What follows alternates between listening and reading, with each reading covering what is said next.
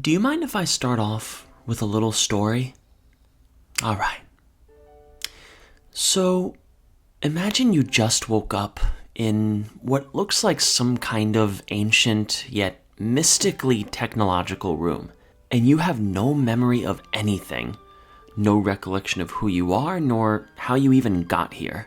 But nonetheless, you get up, shake off all your cobwebs, and make your way out of this weird-looking magical shrine place, and you are met with the most beautiful and expansive landscape you've ever seen. A colossal volcano just ahead of you, some big bird-looking creature flying around toward the west, and oh, is that an old man? Wow, I can really go anywhere?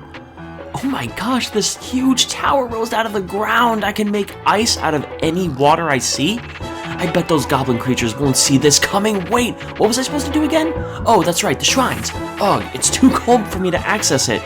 Let's go. I can cook meals and use them to keep me warm. Ow, what the hell was that? This game is too hard. It's too big. There's too much to do. I can't do this. I can't.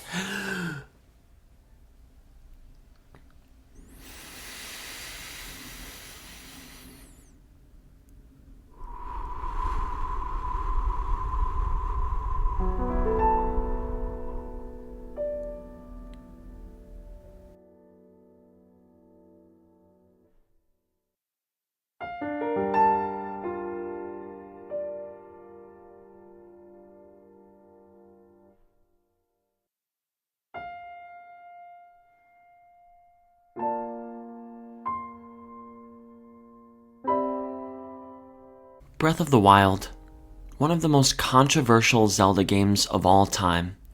And why is that? Well, it's been loved by so many for its breathtaking open world, detailed exploration, and just the fact that it's a game that will almost always keep you busy. Sometimes in meaningful ways, like taming all of the divine beasts or doing shrines and side quests, but also in many meaningless ways.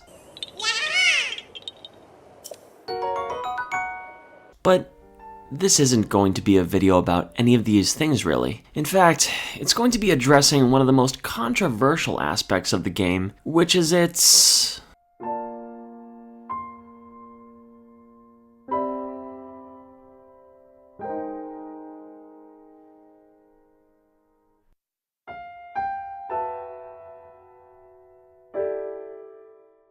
Few games in today's day and age don't really go the route that Breath of the Wild did. A game that embraces its loneliness, its quietness, its emptiness. While some games will touch upon these things and maybe go halfway into this kind of risky territory, Breath of the Wild embraces it and embeds it into every fiber of the game. From the exploration, to the story, to the soundtrack, and even in the overworld itself. And I remember playing this game back in college and waiting for some kind of stimulating and energetic OST to play while I rode the horse, or to enter a busy city that has a plethora of tasks and assignments for me to do, or some grandiose temples that I will spend hours figuring out the intricate puzzles of.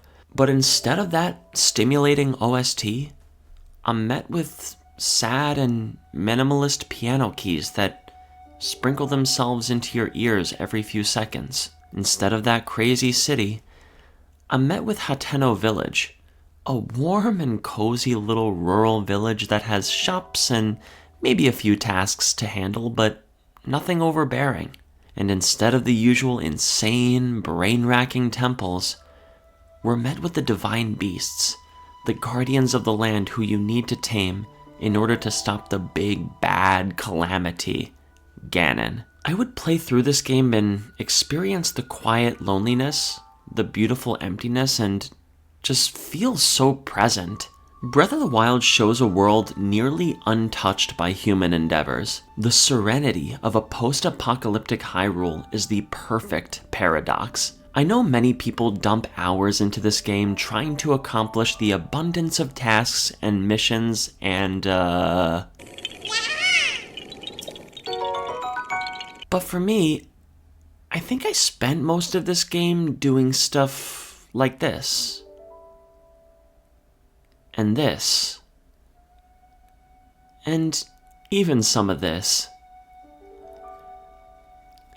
It's no strange fact to people that watch this channel that I love mindfulness and spirituality and the power of meditation. And this game was meditation for me. I loved just taking in the natural and beautiful views of an expansive and empty Hyrule. And I know that people wish there were more towns and more people to interact with and stuff. And I used to be in that camp too. But there's just something so tragically beautiful about the little amount of people and towns left from the calamity, while still existing in peace, that comes off as so cozy, yet haunting. And revealing the past memories slowly but surely and gaining clarity on what happened 100 years ago was nothing short of magical. And one of my favorite things to do was honestly just stop by all the ambient and warmly lit horse stables with their cozy soundtracks. And I just remember wishing like, damn, I wish these freaking cute-ass horse stables existed in real life. The world was so curious amongst the emptiness, and I kinda loved that. I'd always wonder, I wonder what's on that green hill. Maybe it's a cute animal, or maybe a shrine, or maybe a new place to sit and relax, or maybe a... Oh shit, what the fuck, no! Okay, so maybe all of the game wasn't super relaxing, but that's part of the experience too. A world nearly devoid of human influence is one where dangerous beasts can run rampant, and I love that the game doesn't shy away from showing you that. All in all, this game had a profound impact on my worldview, and my ability to stay anchored in the present moment. It reminded me that even in the real world that I live in and day out, there's just this undercurrent of stillness and quietness that's always there. After all, our world was very much like Wild Hyrule at one point, and it may just return to that someday once we're gone. So, I think it's important to realize that a lot of our human creations can be beautiful, but nothing will ever really beat the tranquility of nature and the wild. So, why not take a breath of the wild? A breath of a world most of us forget is there. A world of stillness and a world of serenity.